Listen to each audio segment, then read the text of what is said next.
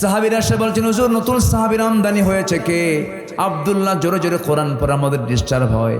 রাসূল বলছেন, সাহাবীরা এমন সাহাবীর বিরুদ্ধে রিপোর্ট এনেছো, আব্দুল্লাহর ব্যাপারে তোমরা কেউ বাধা দিও না, কারণ আব্দুল্লাহ ঈমান রক্ষা করতে গিয়ে দুনিয়া নামক জিনিস বিক্রি করে দিয়েছে। যেরকম সুবহানাল্লাহ। রাসূল তাকে খুব কাছে টানতেন। যুদ্ধের ডাক আসলো একদিন, রাসূল বলছে, আব্দুল্লাহ চলো একসঙ্গে যুদ্ধে যাই। যুদ্ধে গেলেন, ফেরত আসলেন। ফেরত আসার সময় নবীর কানে সংবাদ আসলো, হুজুর আপনার প্রিয় সেই সাহাবী আব্দুল্লাহ যে নাকি দুনিয়া বিক্রি করে ঈমানটা কিনে রেখেছে, সে দুনিয়া থেকে বিদায় হওয়ার মতো অবস্থা, মুমূর্ষ অবস্থা, কাতরাচ্ছে। রাসূল বলছেন, ও আমার সাহাবীরা প্রাণপণ চেষ্টা করো, আমার আব্দুল্লাহকে একটু সেবা করো। 3 দিন পরে সংবাদ আসলো, হুজুর আব্দুল্লাহ বেঁচে না, আব্দুল্লাহ মারা গেছে। নবীজি ডুকরে ডুকরে কাঁদলেন। আমার রাসূল বলছেন, ও আমার সাহাবীরা, আমার আব্দুল্লাহর জানাজার দায়িত্ব আমি কাউকে দেব না, গোসল করাইয়া দাও। জানাজার দায়িত্ব আমি রাসূল নিজে, ইমামতের দায়িত্ব আমি আমার কাঁধে উঠায় নিলাম। এই কোরআন সবার নিচে থাকবে না উপরে থাকবে বলেন তো? উপরে থাকবে। ধরুন এই কিতাবের উপরে যদি বঙ্কিমচন্দ্র, শরৎচন্দ্রের বই যদি কেউ রাখে, মানবেন? কেন কেন মানবেন না বলেন? অথবা যদি সাধারণ কোনো বইও থাকে, কোনো বই কিন্তু আপনি কোরআনের উপরে রাখতে দিবেন না, বলবেন না এটা বেমানান হয়, এটা উচিত না। কোরআনটাকে নিচে না রেখে কোরআন সবার উপরে রাখতে হবে। এটা হলো কোরআনের সৌন্দর্য, আমরা এটাই জানি, তাই না? তো কোরআনের উপরে যেমন অন্য কোনো কিতাবকে আপনি রাখতে যেমন আপনি অপছন্দ করেন, সমাজে যে আইনগুলো আছে আজকে, এই সমাজের আইনগুলো কি কোরআনের না মানুষের? আজ থেকে কোরআনের না মানুষের? মানুষের। তাহলে কোরআন সমাজে উপরে আছে না নিচে আছে? হ্যাঁ, উপরে না নিচে আছে? নিচে আছে। তাহলে আমরা এই দৃশ্যমান কোরআনকে আমরা দেখতে চাই সকল কিতাবের উপরে, ঠিক কিনা? ঠিক তেমনি সমাজেও আমরা কোরআনকে দেখতে চাই সকল আইনের উপরে, ঠিক কিনা? তাহলে আমি মুসলিম। শোনেন, ফাঁক ফকর দিয়ে আপনি যতই বলেন, আল্লাহকে ফাঁকি দেওয়া যাবে ভাই? বলেন তো, ফাঁকি দেওয়া যাবে না। ইসলাম আংশিক মানার নাম নয়, ইসলামটাকে কমপ্লিট মানতে হবে। আপনি মশারি টাঙ্গাইছেন কি থেকে বাঁচার জন্য? মশাকে আমরা ভয় পাই না মশা আমাকে ভয় পায়? আচ্ছা, মশাকে আমরা ভয় পাই বলেই কিন্তু আমরা মশারি টাঙ্গাই, ঠিক কিনা বলেন? আচ্ছা, মশারি টাঙ্গাতে নিয়ে যদি এক সাইড একটু খুলে রাখি, ফাঁকা করে রাখলাম, এটা কি পুরোপুরি টাঙ্গানো হলো? তাহলে এটা আপনি কি মশারির কোনো উপকারিতা পাবেন? উপকারিতা পেতে হলে শুধু টাঙ্গালেই হবে না, ভিতরে তোষকের নিচ দিয়ে ঢুকা দিতে হবে, ও দিক দিয়েও ঢুকতে চায়, ঠিক কিনা বলেন? তাহলে মশা থেকে বাঁচার জন্য মশারি টাঙায়া চতুর্দিকে ঢেকে দিয়ে কনফার্ম হয়ে এরপরে ঘুমাতে হবে, নচেত ডেঙ্গু ম্যালেরিয়া আক্রমণ করতেই পারে। ঠিক তেমনি ইসলামকে যদি আপনি পরিপূর্ণরূপে না মানেন, কোথাও যদি ফাঁকা রাখেন, ওই দিক দিয়ে শয়তান ঢুকতেই পারে, ঠিক কিনা বলেন? এই জন্য আমাদেরকে ইসলাম মানতে হবে 1 আনা না 16 আনা? 16 আনা। মশা শব্দটা যখন চলে আসলো, বলে ফেলি, আল্লাহ তাআলা মশার কথা কিন্তু কোরআনে বলেছেন, বলেন নাই? বাউদাতান, মশার কথা বলেছেন। কাফেররা বলল, মাযা আরাদাল্লাহু বিহাযা মাসালা, তোমার আল্লাহর কাজ নাই কাম নাই, মশার কথা কোরআনে বলা লাগে? ভুল ধরে বসলো। সম্মানিত ভাইয়েরা, মশা যদিও আমরা ভাবছি যে ছোট্ট একটা প্রাণী, কিন্তু মশা ছোটখাটো শুধু প্রাণী নয়, এর মধ্যে অনেক তথ্য বিজ্ঞান খুঁজে পেয়েছে। সুবহানাল্লাহ বলেন।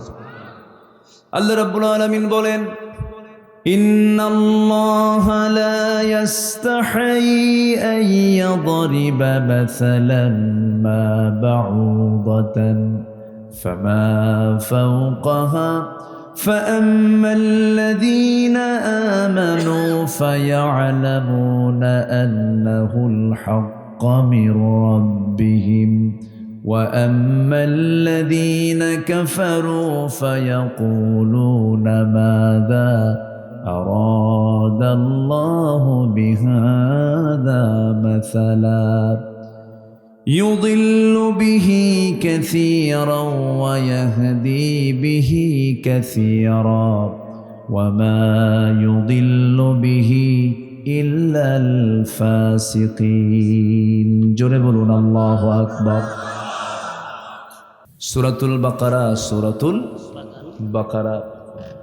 আল্লাহ রাব্বুল আলামিন মশা তদপেক্ষা যে কোনো উদাহরণ দিতে নিয়ে আল্লাহ লজ্জাবোধ করেন না। আল্লাহ রাব্বুল আলামিন মশার উদাহরণ কেন দিলেন? যারা ঈমানদার তাদের জন্য এখানে শিক্ষা আছে।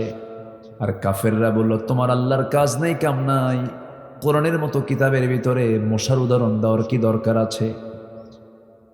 আমার বন্ধুগণ, এই মশাকে যদি আমরা ছোট চোখে দেখছি, এই মশার কামড় খেয়ে পৃথিবীতে কুখ্যাত একজন কাফের বিদায় নিয়েছে। তার নাম কি বলুন? কে বলুন? কে? নমরুদ। মশা যখন চতুর্দিকে, আপনি কোথাও কোনো আপনি মশা দেখছেন না, নেটিং করা ঘরটা চতুর্দিক থেকে মানে মশামুক্ত একটা ঘর, নেট করা ঘর, শুয়ে পড়েছেন, কিন্তু হঠাৎ করে লাইট বন্ধ করার 10 মিনিটের ভিতরে আপনার নাকের ডগায় কানের কাছে সে সারেগামা পাধানিসা। তো ও আপনাকে চিনল কেমনে? এত ছোট্ট প্রাণী আপনাকে খুঁজে বের করলো, কিন্তু আপনি ওকে খুঁজে বের করতে পারলেন, আবিষ্কার করতে পারলেন না। বিজ্ঞান বলছে 75 ফুট দূর থেকে টের পায় যেখানে কোন মানব অস্তিত্ব আছে। সুবহানাল্লাহ বলবেন না? আচ্ছা, এরপরে নাকের কাছে কানের ডগায় এসে যে আওয়াজটা করে, এটা কিন্তু ওর ভোকাল সাউন্ড নয়, এটা হচ্ছে তার 2 পাখা সে ঝাপটান মারে, এটার আওয়াজ, গুনগুন আওয়াজ। সায়েন্স বলছে প্রতি সেকেন্ডে মশা তার পাখাকে 400 থেকে 500 বার ঝাপটান মারে প্রতি সেকেন্ডে। আজ পর্যন্ত কোনো মেশিন মশার দেহে আল্লাহ পাক মেশিন লাগিয়ে দিয়েছেন, এমন উন্নত কোনো মেশিন আজকে পৃথিবীতে কেউ আবিষ্কার করতে পারেনি। সুবহানাল্লাহ বলা যাবে না ভাই? তাহলে আল্লাহ যে উদাহরণটা দিলেন কত আগে, আজকে বিজ্ঞান এগুলোকে নিয়ে গবেষণা করছে। মশার চোখ সাধারণ কোনো চোখ নয়, এটা একটা অত্যন্ত জটিল গঠনের কম্পাউন্ড আই, যেখানে শতাধিক ক্ষুদ্র লেন্স একসঙ্গে কাজ করে। এই জন্য সে চতুর্দিকে একসঙ্গে দেখতে পারে। আজকের আধুনিক বিজ্ঞান ঠিক একই টেকনোলজি ব্যবহার করেছে, ডিফেন্স ড্রোন, এরপরে সেলফ ড্রাইভিং কার, রোবোটিক ভিশন সিস্টেমে এগুলো তৈরি করেছে। প্রকৃতির এক ক্ষুদ্র সৃষ্টির মাঝে বিশাল একটি আবিষ্কার খুঁজে পেয়েছে আজকের এই আধুনিক প্রযুক্তি। অথচ এটাকে 1500 বছর আগে অত্যন্ত সুন্দর করে কোরআনে প্রেজেন্ট করেছেন যিনি, তিনি কে? আসতে বলেন, তিনি কে? এখানে শেষ নয়, সিরিঞ্জ ইউজ করা হয় ভেইনে দেওয়ার জন্য, সিরিঞ্জ, সূচ, মস্কিউটো ইন্সপায়ার্ড সিরিঞ্জ একটা আবিষ্কার হয়েছে এই মশার দেহকে গবেষণা করে। মশা যে কামড়ায়, যে সুর দিয়ে কামড়ায়, এটার মধ্যে 6টা অংশ আছে। প্রথম 2টা অংশ দিয়ে আপনার চামড়াটাকে ফেড়ে ফেলে, অপারেশন। তো ভাবতেছেন মশা কামড় কি এত সস্তা জিনিস? অপারেশন করে। 3rd অংশ দিয়ে ব্লাড ভেসেল খুঁজে বের করে। 4র্থ অংশ, 5ম অংশ, এই 2টা দিয়ে সে কি করে? যখন আপনার রক্তটা ওর খাওয়ার প্রয়োজন, তার আগে সে একটা কেমিক্যাল নিঃসরণ করে, চতুর্দিকে কেমিক্যাল দেয়, অ্যানেস্থেসিয়া করে, অচেতন করে। অচেতন করার পর 6ষ্ঠতম সুরের অংশ দিয়ে আস্তে করে ব্লেডটা সে তার পেটের মধ্যে তুলে নিয়ে আসতে চেষ্টা চালায়। ইতিমধ্যে আপনি তো অজ্ঞান, অ্যানেস্থেশিয়া, আমরা তো অজ্ঞান হয়ে আছেন, আমরা টের পাবেন না তো। ও আস্তে, তাছাড়া যদি টের পায় তখনই তো টের পাইলেই, ওর তো সিকিউরিটি দরকার। আল্লাহ পাক ওর সিকিউরিটির জন্য এতগুলো ব্যবস্থা রেখেছেন ছোট্ট সুরের ভিতরে। সুবহানাল্লাহ বলা যাবে না? এই শুধু তার সুরের এই সামনের অংশ দিয়ে এই পেইনলেস মাইক্রোনিডলস, মসকিউটো ইন্সপায়ার্ড সিরিঞ্জ তৈরি করেছে বিজ্ঞান। শুধু মশার উদাহরণ দিয়েছেন আজ থেকে ১৫০০ বছর আগে। তিনি কে? আসতে বলবেন না, তিনি কে? আল্লাহ তাআলা। সে আল্লাহর কালাম কোরআন যা বলে দিয়েছে, মানলে আমার আপনার জন্য কল্যাণ, না মানলে আমার জন্য শুধু লস না মহালস? শুধু লস না মহালস? মহালস। তিনটা কাজে কোনো লস নাই। একটু মনোযোগ দিয়ে কথাগুলো শুনবেন, আমার দিকে তাকাবেন। আমাকে শেষ পর্যন্ত সময় দিচ্ছেন তো নাকি? আল্লাহ রাব্বুল আলামিন বলেন, ইন্নাল্লাযীনা ইয়াতলুনা কিতাবাল্লাহ ওয়া আকামুস সালাতা ওয়া আনফাকু মিম্মা রাযাকনাহুম সিররান ওয়া আলানিয়াতান ইয়ারজুনা তিজারাতান লান তাবুর। জোরে বলুন আল্লাহু আকবার। আল্লাহ রাব্বুল আলামিন বলেন, যে সমস্ত বান্দারা তিনটা কাজ করবে সেই কাজের মধ্যে কোনো লস নাই। নাম্বার 1 হলো আল্লাহর কালাম যারা সুন্দর করে তেলাওয়াত করবে। নাম্বার 2 হলো নামাজ কায়েমের সংগ্রাম করবে। নাম্বার 3 হলো যারা গোপনে প্রকাশ্যে আল্লাহর পথে যারা দান করবে। আল্লাহ তাআলা একদম বান্দাকে নিশ্চিত করে বলছেন, ওই বান্দার তিনটা কাজে কখনো কখনো কোনো লস নাই। জোরে কোন সুবহানাল্লাহ। তেলাওয়াত করবে কখন? নামাজই তো পড়ে না। বলুন তো কোন ওয়াক্তে মানুষ বাড়িতে বেশি থাকে? বলেন বলেন, একটু বলেন তো, ভালো করে বলেন, উত্তর দিতে হবে। কোন ওয়াক্তে মানুষ বেশি বাড়িতে থাকে বলেন তো? সবচেয়ে কম মুসল্লি মসজিদে কোন ওয়াক্তে বলেন? আলহামদুলিল্লাহ বলা যাবে না? আলহামদুলিল্লাহ করছি।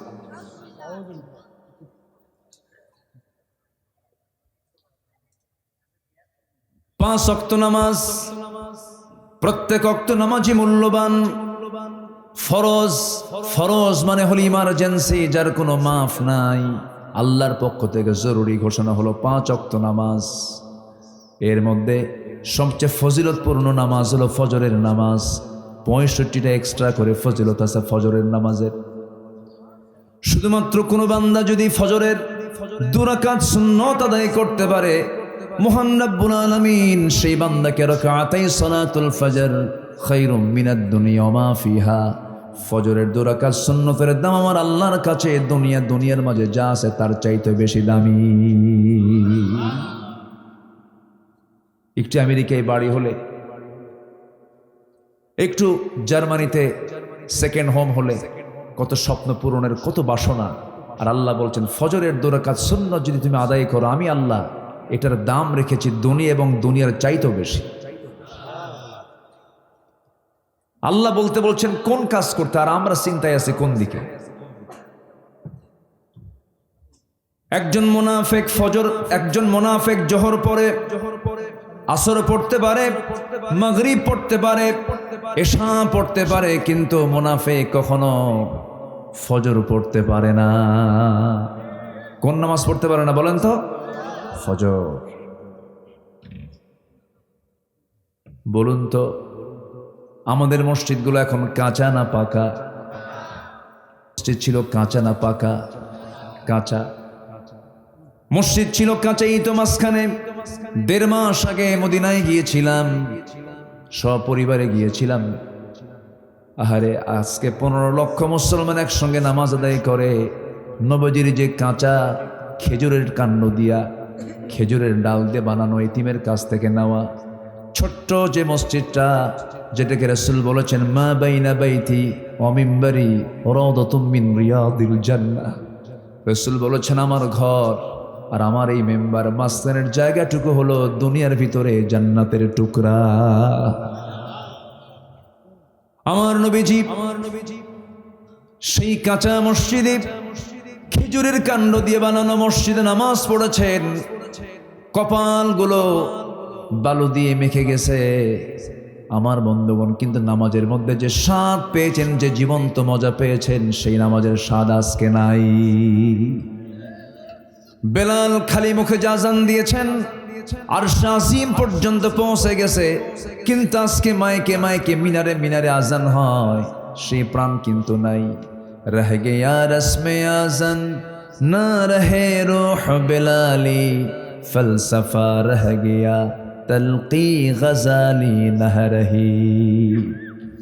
আমার বন্ধুগণ, একই গ্রামে আগে একটা মসজিদ ছিল, এখন এক একটা গ্রামের এই পাশে একটা, ওই পাশে একটা, মাঝখানে একটা, কত মসজিদ। মসজিদের কোনো সংখ্যার শেষ নাই, সব পাকা মসজিদ এবং এসি মসজিদ, শীতাতপ নিয়ন্ত্রিত মসজিদ। কিন্তু দুঃখে বুকটা ফেটে যায়, নামাজের মধ্যে শ্রেষ্ঠ নামাজ ফজরে মুসল্লি নাই। আছে মুসল্লি? আছে আছে আছে। যদি প্রশ্ন করি, আমার দেশে এখন মুসল্লি বেশি না মসজিদ বেশি বলেন তো? মসজিদ বেশি। এত মসজিদ, মুসল্লি নাই। ফজরে মুসল্লির খবর নাই। ফজরে মাঝে মাঝে 3 জন মুসল্লি পাওয়া যায়, একজন ইমাম, আরেকজন মুয়াজ্জিন, আরেকজন খাদেম। এই 3টার চাকরি না থাকলে এই 3টাও থাকতো না। এই হলো মসজিদের দশা। রাসূল বলেছেন, মুনাফিক চেনার একটা আলামত হলো, মুনাফিক জোহর আসর মাগরিব এশা পড়তে পারে কিন্তু ফজর পড়তে পারে না। তাহলে বলেন তো আমরা কি ভালো অবস্থায় আছি? বলেন তো ভালো অবস্থায় আছি না? সবাই কি ফজর পড়তে রাজি আছেন? সবাই কি ফজর পড়তে রাজি আছেন? বুরিকালি উম্মতি ফি বুকুরিহা, আমার উম্মতের বরকতময় সময় হলো সকাল। সকল হালাল প্রাণীগুলো রাতে ঘুমায়। ছাগলটা খাওয়া যায় হালাল, সন্ধ্যায় ঘুমিয়ে পড়ে। মোরগটা সন্ধ্যায় ঘুমিয়ে পড়ে, সকালে ওঠে আল্লাহর জিকির করে। কিন্তু কুকুর খাওয়াটা হারাম। কুকুর রাতে ঘুমায় না দিনে ঘুমায়? দিনে ঘুমায়, আর ক্লান্তি আর হাই ছাড়ে, রাতে জেগে থাকে। কিন্তু যেটা হালাল প্রাণী দেখবেন সেটা সন্ধ্যার দিকে শুয়ে পড়ে। সম্মানিত ভাইরা, আমাদের স্বভাব হতে হবে নবীর সুন্নাহ মতো, আমাদের ফজর যেন কখনো নষ্ট না হয়। রাজি আছেন তো ইনশাআল্লাহ? আমার আল্লাহ তাআলা 24 ঘন্টার মধ্যে একটা স্পেশাল টাইম আল্লাহ তাআলা একদম 7 আসমানের উপরে আরশে আজিম থেকে, আমার আল্লাহর অফিসটা দেখেন, সাব্বিহ ইসমা রাব্বিকাল আলা, সেখান থেকে তিনি প্রথম আকাশে আসেন। প্রথম আকাশ, এই যে ফিস সামাঈদ দুনিয়া, এই আকাশে আসেন। এর উপরে আছে আরো 6টা আকাশ। কার আকাশ? হ্যাঁ, আসতে কয়, কার আকাশ? এই বিশাল আকাশের নিচে ছোট্ট একটা ভূখণ্ডের ছোট্ট একটা এরিয়ার একটু ক্ষমতা পাইলে ভাবে, আমি কি হনু রে? কিচ্ছু হও নাই তুমি, কিছুই হও নাই তুমি। আমি কে? আমি ক্ষুদ্র, অতি ক্ষুদ্র, অতি নগণ্য, সবেগে নির্গত এক ফোঁটা পানি থেকে সৃষ্ট একটা মাখলুক আমি। অহংকার আমার জন্য মানায় না। অহংকার করবা, মামু বাড়ি দিল্লি গিয়ে পড়বা। ঠিক কিনা? এটাই, অহংকার করা যাবে না।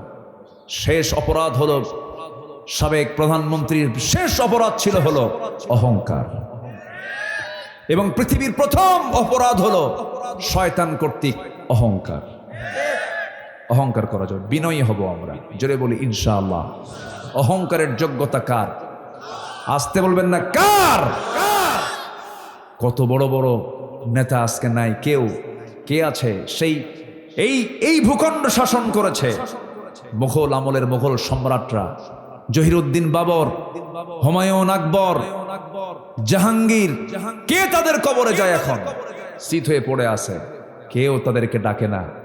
কিন্তু আমি আপনি যদি আল্লাহর গোলাম হতে পারি, আমার সম্মান সবার উপরে কে দিবেন? আসতে বলবেন না, কে দিবেন? কত রাজা, কত মহারাজা সব বিদায় হয়েছে। ফেরাউন চলে গেছে, আছে? কি করে নাই সে? 1600 বছর হায়াত পেয়েছিল। 1600 বছর। জ্বর কাকে বলে টের পায় নাই।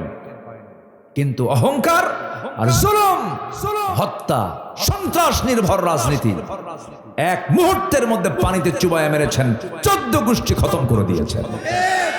সে আল্লাহ আছেন না নাই? আসতে বলবেন না, আছেন না নাই? অহংকার বান্দার জন্য মানায় না। আমরা ছোট্ট মাখলুক, আমরা কিচ্ছু না ভাই, এই আছি এই নাই, এই তো চলে যাব, কেউ কি থাকবো আমরা? তবে এই গাবতলীর একজন সন্তান ছিলেন যিনি সংবিধানে বিসমিল্লাহ ঢুকিয়ে দিয়েছেন। তাকে সবাই ভালোবাসে, ভালো কাজকে ভালো বলতেই হবে, তাছাড়া সে মহাকৃপণ হয়ে যাবে। এই গাবতলীর একদম সিম্পল একটা মানুষ ছিলেন তিনি, কিন্তু ইতিহাসে তিনি অমর হয়ে আছেন। কেন জানেন? আল্লাহর প্রতি আস্থাকে উনি পরিপূর্ণরূপে বিশ্বাস করে নিয়েছিলেন। সেই বিসমিল্লাহকে 16 বছর এরা কবর দিয়েছিল। আস্তে কোন কেন? আল্লাহ ওদের কবর রচনা করে দিয়েছে। যা রাগ করতেছেন নাকি আপনারা কথা বলে? কোথায় থাকেন? একজন কইছে, জি জোরে বলি ইনশাআল্লাহ। আল্লামা সাঈদ রাহিমাহুল্লাহ 25 বছর আগে বলেছিলেন, গাছের গোড়ায় নাড়া দেব, মামু বাড়ি দিল্লি গিয়ে পড়বা। এই লোকটাকে আমি আল্লাহওয়ালা মনে করি। আপনারা কি মনে করেন? আল্লাহর ওলি ছিলেন তো নাকি? মনে হয় শেষ পর্যন্ত তাকে কেমনে টেকনিক করে হত্যা করা হলো। সুস্থ মানুষ, হাসি খুশি মানুষ, আমাকে উনি খুব ভালোবাসতেন। উনি জেলখানা থেকে আমাকে টুপি উপহার দিয়েছেন। ওনার মাদ্রাসার মাহফিল আমি রেগুলার করতাম। উনি ওনার জন্য ওনার জুব্বা পাঠায় দিয়েছেন। তো ওনার জুব্বা আমি পড়বো কেমনে? ওনার জুব্বাকে কপি করে আরো 3-4টা জুব্বা এরকম বানায়া মাঝে মাঝে হুজুরের জেলখানায় দিয়ে আসতাম। খুব ভালোবাসতেন তিনি আমাকে। লোকটা হাসি খুশি মানুষ ছিলেন। তাকে ভালোবাসা না এমন কোন লোক বাংলার জমিনে নাই। ভাইরে, এমনি এমনি পরিবর্তন আসেনি। এই সমস্ত মহান ব্যক্তিদের চোখের পানিতে জায়নামাজ ভিজে গেছে। জেল খাটা যে কত কষ্টের বিষয়, যারা জেল খেটেছেন তারা বুঝেন। মানসিক যে যন্ত্রণা, এটা অসহনীয়। একটা মানুষকে জেলখানায় রাখা মানে কি অন্যায় করে জানেন? বইয়ের হক নষ্ট করা, স্বামীর হক নষ্ট, কি বলে, ছেলের হক নষ্ট করা, বাবার হক নষ্ট করা, সমাজের হক নষ্ট করা, জাতির হক নষ্ট করা। কত হক নষ্ট করে দিয়েছে। আল্লামা সাঈদীকে মানায় কি জেলখানায় না কোরআনের ময়দানে? জাতিকে ক্ষতিগ্রস্ত হয় নাই? ক্ষতিগ্রস্ত হয়েছে। আমাকে 2018 সালে, আমি আব্দুল্লাহ আমিন, আমাকে 2018 সালে নির্বাচনের আগ দিয়ে গ্রেফতার করলো। থানায় এনে ওসি মহোদয় আমার দিকে তাকায় আছে। একবার তাকায় মাথা নিচু করছে, আর তাকায় না, রুকুর হালতে আছে। বললাম, ভাই কি ব্যাপারটা কি, আমাকে ধরলেন কেন? হুজুর উপায় নাই, হুজুর বেয়াদবি হলে মাফ চাই। আমি ভক্ত, আমার বউ ভক্ত, আমার সন্তান সবাই আপনার আলোচনা শুনে, এত ভক্ত ধরলেন কেন? এটা কেমন ভক্ত? আপনি তো শক্ত দেখতেছি। তো বললাম, আমারে ধরছেন কেন তাও তো জানি না। হুজুর সামনে নির্বাচন, উপর থেকে নির্দেশ আসছে, চাকরি বাঁচান তো ফরজ হুজুর, কি করে খাবো? বললাম, চাকরি বাঁচান ফরজ, ইমান বাঁচান নফল। চালান দিয়ে দিল, হাতে হ্যান্ডকাফ লাগালো। কিচ্ছু করি নাই। রাষ্ট্রের কোনো কাজেও তো আমরা ছিলাম না। আমাদের কোনো দায়িত্ব দিছে বলেন? কোনো দায়িত্ব পাইছি আমরা? নিয়ে চলে গেল। জজ আমার দিকে তাকায়া, বিচারক আমার দিকে তাকায়া জিব্বাই কামড় মেরে কয়, হুজুরে ধরলো কারা? মামলার ধারার দিকে তাকায় দেখে যে এই তো বিশাল আসামি, জামিন অযোগ্য। চালান দিয়ে দিল কোর্টে, কি বলে, জেল হাজতে। ঢুকলাম, চুরিতার করি নাই, ভাবলাম জেলখানা না, এটা মাদ্রাসা ইউসুফিয়া। ঢুকলাম, ঢোকা মাত্র এক মুরব্বী, 80 বয়স, আমার দিকে সালাম দিয়া এত মহা খুশি, সালাম একখান দিয়ে বলে, হুজুর আপনি জেলখানায় ঢুকছেন? খুব খুশি হলাম। তো বললাম, জেলখানায় ঢুকলে কি খুশি হয় চাচা? আপনি কি বলেন? কে বাবা, ওয়াজে যাই, মাহফিলে যাই, এত চেষ্টা করছে আপনাকে একবার মুসাফা করব, বহু চেষ্টা করার পরে মিস, আল্লাহ আমার এবার জুটায় দিছে, দোয়া করি আপনি জেলখানায় থাকেন। কি কথা কি বুঝতেছেন আপনারা? তো বললাম, চাচা আপনি জেলখানায় কেন? আপনি কেন জেলখানায়? কে বাবা, বোমা হামলা, মানে ওনার নামে বোমা হামলার মামলা দিছে। তো 80 বছরের বেশি বয়স যাদের, তাদের হাত নামে যদি বোমার হামলা হয়, বোমা হামলার মামলা হয়, উনি কি বোমা মারতে গিয়ে কি জায়গায় পড়বে না নিজের মাথায় পড়বে? এগুলো চলেছে ভাই। এজন্য জুলুম করব না, জোরে বলি ইনশাআল্লাহ। স্বামী স্ত্রীকে নয়, স্ত্রীও স্বামীকে নয়, নেতা কর্মীকে নয়, কর্মীও নেতাকে নয়, শাসক জনগণকে নয়, জনগণ শাসককে নয়, এমপি জনগণকে নয়, জনগণ এমপিকে নয়। কেউ কারো প্রতি জুলুম করবেন না, আল্লাহ রহমত দিয়ে ভরপুর করে দিবে। কষ্ট পাচ্ছেন নাকি আপনারা? আমি সবার হয়ে কথা বলছি, সবার হয়ে। কোরআন সবার জন্য। কোরআন কিসের জন্য বলেন তো? সবার জন্য। মোরে তো যাবই ভাই একদিন। কার আদালতে দাঁড়াতে হবে? আসতে বলবেন না, কার আদালতে দাঁড়াতে হবে? আল্লাহর আদালতে। যেন আমরা আমল নামা নিয়ে যেতে পারি ডান হাতের, জোরে বলি ইনশাআল্লাহ। আমার বন্ধুগণ, আমাদের মূল টার্গেট হলো জান্নাত প্রাপ্তি। জান্নাত আমরা পাবো কেমনে? সেই জান্নাত প্রাপ্তির জন্য আল্লাহ রাব্বুল আলামিন বলছেন, কিছু কাজ করে আসো, আমি তোমাকে জান্নাত দিয়ে দেব। জান্নাত পাওয়ার জন্য শুধু দুটা সূত্র আমরা মাথায় রাখবো, হারামকে না, হালালকে হ্যাঁ। হারামকে না আর হালালকে হ্যাঁ। এই দুইটা সূত্র যদি মাথায় নিয়ে যদি চলতে পারি, কদম যদি ফেলতে পারি, এ পারে দুনিয়া, ও পারে জান্নাত। জোরে কোন সুবহানাল্লাহ। ওয়া হালালতুল হালাল ওয়া হারামতুল হারাম ওয়া লাম আযিদ আলা যালিকা শাইআন আদখুলুল জান্নাতা ইয়া রাসূলুল্লাহ। হে রাসূল, হালালকে হালাল জেনে হালাল মানবো, হারামকে হারাম জেনে হারামটাকে বর্জন করবো, আমি কি জান্নাত পাবো নাকি? রাসূল বলেন, ও সাহাবীরা দেখো, এই বান্দা, এই সাহাবীটা জান্নাতি। যেরকম সুবহানাল্লাহ। সারা জীবন তাহাজ্জুদের অভাব নাই, এদিকে আপনি সুদ খান, কাম হবে? আসতে বলবেন না, কাম হবে? এইদিকে হজের শেষ নাই, 13 হজ করছে জীবনে। রাসূল জীবনে হজ করছেন একবার। কয়বার? রাসূল জীবনে হজ করেছেন কয়বার? আর এদিকে আমার দেশে এরকম হাজিও আছে, হ্যাট্রিক হাজি, কিন্তু ইয়াবার ব্যবসা করে। কিসের ব্যবসা করে? ইয়াবা। ওই জেলখানায় থাকতে একজন আমার ভক্ত আলোচনা শোনে, বললেন, ভাই আপনার মামলা কি? হুজুর, যে ছোট ছোট বিসি তা না, ইয়াবার কারবার করে। তো বললাম, আপনি? হুজুর, আমি তো এটা ব্যবসা করি। হুজুর, আমি খাই না তো, আমি খাওয়াই। কি বুঝতেছেন কি আপনারা? এই হলো চিন্তা মানুষের। আমরা হারামকে মাইনাস করব, জোরে বলি ইনশাআল্লাহ। হালালকে ধরবো, জোরে বলি ইনশাআল্লাহ। আচ্ছা বলেন তো, হারাম খাবার বেশি না হালাল খাবার বেশি? বলেন বলেন বলেন। হালালই তো বেশি, হারাম তো সামান্য কিছু। কিন্তু নজর যায় কুকুরের মতো ওই দিকে, বাঁকার দিকে নজর যায়। মদের দিকে তাকালে অনেকে ঝোল পড়ে। আছে না, আছে না, আছে না? মদ না খেলে হয় না। মদ খাওয়া কি? আস্তে কয়, আরো জোরে, আরো জোরে, আরো জোরে। কিন্তু আমার দেশে মদের আইন আছে না নাই? এটা কি ভালো দিক? আস্তে কয়, ভালো দিক। কিন্তু মদের আইন পাশ করলো কারা?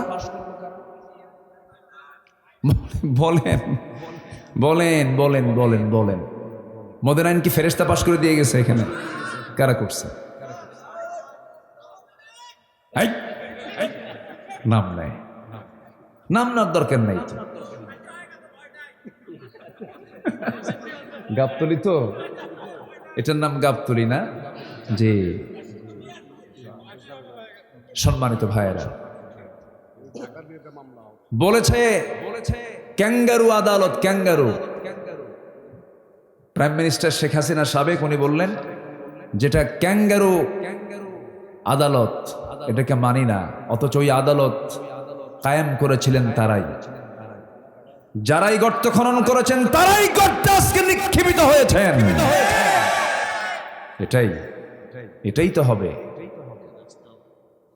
সম্মানিত ভাইয়েরা, সম্মানিত বন্ধুগণ, আল্লামা সাঈদী বলেছিলেন যে আমার ইজ্জত নিয়ে যারা ছিনিমিনি খেলছে, আল্লাহ তুমি তাদেরকে জাতির সামনে ন্যাংটা করে ছেড়ে দিবা। করে নাই? করছে কিনা বলেন? বেক্সিমকোর মালিক, একটা টপ লিস্টের ধনী, মাথা থেকে পা পর্যন্ত সব সাদা, মাথার চুল সাদা, দাড়ি সাদা, লোকটা সাদা, পাঞ্জাবি সাদা, পাজামা সাদা, জুতাও সাদা, মনে হয় আসমান থেকে জিব্রাইল নাজিল হয়েছে। কিন্তু বাঁচার জন্য কি করলো? দাড়িটা কাটলো, তাহলে দাড়ি কাটছে কি, দাড়ি রাখছে কি নবীর সুন্নত মেনে? না, ওটা অভিনয়। দাড়ি কাটলো, মাথার চুল কালো বানালো, পাঞ্জাবি বাদ দিয়ে গেঞ্জি পরলো, পায়জামা খুলে লুঙ্গি পরলো, ভুল করে আবার নৌকায় চড়ছে। আইনমন্ত্রীকে কোস্টগার্ড ধরে বলতেছে, আইনমন্ত্রী স্যার আপনাকে চিনছে, চলেন থানায় চলেন। আইনমন্ত্রীকে আমি কি একা আসছি নাকি? আমি তো জামাতের সাথে আসছি। কে? কই যে নৌকার গোড়ায় বসে আছে, কে চেনা যায় না তো? ভালো করে দেখো, ওটাই দরবেশ। ঠিক কিনা? ধর্মের ব্যবসা কোনো আলেম ওলামা করে না। ধর্মের ব্যবসা তারাই করে যারা প্রয়োজনে দাড়ি রাখে, আবার প্রয়োজনে দাড়ি কাটে, আবার সময় আসলে পরে মাথায় পট্টি লাগায়, মাথায় টুপি লাগায়, আবার টুপি ছাড়ে। আছে কিনা বলেন? এগুলো করা যাবে না। আমরা 24 ঘন্টা আল্লাহর গোলাম হব। কয় ঘন্টা বলেন তো? 24 ঘন্টা। নামাজ পড়বো কয় ওয়াক্ত? শ্রেষ্ঠ নামাজ কোনটা বলেন? আরো জোরে বলেন। ফজরের একটু আগে আরেকটা নামাজ আছে, তাহাজ্জুদ। বলেন কোন নামাজ? আল্লাহ শেষে কোন আকাশে আসেন? বলেন কোন আকাশ? এই যে আকাশ দেখা যায়, এরপর আরো আকাশ আছে না নাই? আচ্ছা, ওই আকাশগুলো আরো ছোট না আরো বড়? আরো বড়। ফিস সামাইদ দুনিয়া, দুনিয়ার আকাশে এসে বলেন, আলা মিন মুস্তাগফিরিন ফাগফির লাহ, কোন ক্ষমা প্রার্থী আছো আমার কাছে ক্ষমা চাবে, আমি তাকে ক্ষমা করে দেব। আল্লাহর দয়া বেশি না আমার দয়া বেশি? আল্লাহ আমাকে বেশি ভালোবাসেন না আমি আল্লাহকে বেশি ভালোবাসি? আল্লাহ আমাকে বেশি ভালোবাসেন। আল্লাহ আমাকে দিল থেকে মোহাব্বত করেন। আল্লাহ যদি আমাকে না ভালোবাসতেন, নামাজ পড়ি না, রাগ করলে পরে তো আমার মৌতটা হয়ে যেত। আল্লাহ আমার প্রতি কত দয়ালু। মদখোর মদ খায়, আল্লাহ তার সেখানে নাকের কাছে অক্সিজেন পৌঁছায় দেন। নারী নিয়ে, নিজের বউ না নিয়ে নারী নিয়ে রাতের বেলা জেনার কাজে লিপ্ত হয়, আল্লাহ সেখানে অক্সিজেন সরবরাহ করেন।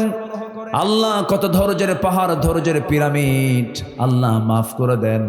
আল্লাহ পাক প্রথম আকাশে এসে বলেন, ও বান্দা কে আছো আমার কাছে মাফ চাবে? যে বান্দা আল্লাহর দিকে 1 হাত আগান, আল্লাহ তার দিকে 10 হাত আগান। যে বান্দা আল্লাহর দিকে হেঁটে যায়, আল্লাহ সেই বান্দার দিকে দৌড়ায় যান। আমার বন্ধুগণ, আমার আল্লাহ সে কত উপরে। এই আসমান থেকে পরের আসমান আরো বড়, সেই আসমান থেকে আরেক আসমান আরো বড়। 7টা আকাশের উপরে আল্লাহ তাআলার অফিস আরশ আজিম, সাব্বিহিসমা রাব্বিকাল আলা। এত দূরত্ব, ডিস্টেন্স, এত লম্বা ডিস্টেন্স অতিক্রম করে তিনি দুনিয়ার আকাশে চলে আসেন। আল্লাহ আমাকে শুধু মাফ করবেন, এই চিন্তা মাথায়, এই চিন্তা লালন করে আল্লাহ রাব্বুল আলামিন আসমান থেকে আর শাজিম থেকে প্রথম আকাশ পর্যন্ত চলে আসেন। আমার বন্ধুগণ, যদি আমরা এই আকাশকে যদিও দেখতে পাই, কিন্তু আকাশ আজ পর্যন্ত কেউ ছুঁতে পারে নাই, কেউ টাচ করতে পারে নাই, সম্ভব নয়। কারণ এত দূর দিগন্ত বান্দার ব্রেনে খেলবে না। মানুষ শুধু চাঁদে গেছে। কোথায় গেছে বলেন? চাঁদে গেছে। চাঁদ গেল, মঙ্গল গ্রহ দেখলো। বান্দা যদি মনে করে চাঁদ দেখলাম, মঙ্গল গ্রহ দেখলাম, সূর্য দেখবো, সূর্য দেখার ক্ষমতা নাই। সূর্যের ইন্টারনাল যে তাপমাত্রা 15 লক্ষ মিলিয়ন ডিগ্রি সেলসিয়াস তাপমাত্রা, এত বড় তাপমাত্রার কাছে তো মানুষ তো যাওয়ার কোনো ক্ষমতাই রাখে না। সূর্য সম্ভব। কিন্তু মানুষ যদি বলে না চাঁদ দেখলাম, মঙ্গল গ্রহ দেখলাম, তারকার দেশে যাব, পৃথিবীর সবচেয়ে নিকটবর্তী তারকার নাম হলো প্রক্সিমা সেন্ট্রাই। প্রক্সিমা সেন্ট্রাই যদি কেউ যেতে চায়, এই জাগতিক জীবন থেকে কোনো নর্মাল কোনো কপ্টার বিমান দিয়ে সম্ভব নয়, যানবাহন দিয়ে সম্ভব নয়, নভোযান লাগবে। অ্যাপোলো 11 পৃথিবীর সবচেয়ে লেটেস্ট আবিষ্কার, নভোযান অ্যাপোলো 11, যার ঘন্টার গতি হলো 39,000 কিলোমিটার। 39,000 কিলোমিটার বেগে যদি পার আওয়ার রওনা দিয়ে দেয় এই দুনিয়া নামক জায়গা থেকে পৃথিবীর সবচেয়ে নিকটবর্তী তারকার দেশে, তারা যেতে সময় লাগবে 1,15,000 বছর মাত্র। যাবেন কারা কারা? হাত তোলেন। সম্ভব? সম্ভব? যেতে পারবেন? বাঁচবেন কয়দিন? যাবেন কোন দিন? আল্লাহ বলছেন, বান্দা আমার আরশ আজিমের ছায়ায় আমি তোকে জায়গা করে দেব। যেরকম সুবহানাল্লাহ। যদি তোর দিলটা মসজিদের সঙ্গে লটকানো থাকে, আজান হওয়ার সঙ্গে সঙ্গে ফজরে গিয়ে হাজির হয়ে যাবি, আমি তোকে আরশ আজিমের জায়গায়, ছায়ায় তোকে জায়গা করে দেব। এটা কি ছোটখাটো অফার না অনেক বড় অফার? জোরে বলেন সুবহানাল্লাহ। ঠিক ওই তাহাজ্জুদের সময় শয়তান করে কি, আল্লাহ আসেন প্রথম আকাশে, আর শয়তান বান্দার শিরায় শিরায় ঢুকে যায়, বান্দার শিওরে বসে যায়। শয়তান মনে হয় গাবতলী চেনে না। নড়াচড়া করেন কেন? শেষ করে দেব নাকি? শয়তান কি গাবতলী চেনে? চেনে চেনে চেনে হ্যাঁ, শয়তান জান্নাতও চেনে। চিন্তা করা যায়, আমি মাঝে মাঝে চিন্তা করি, আল্লাহ তুমি শয়তানকে খুব পাওয়ার দিছো, কিন্তু শয়তানের যত পাওয়ার হোক না কেন, শয়তানের যত কৌশল সব মজবুত না দুর্বল? দুর্বল।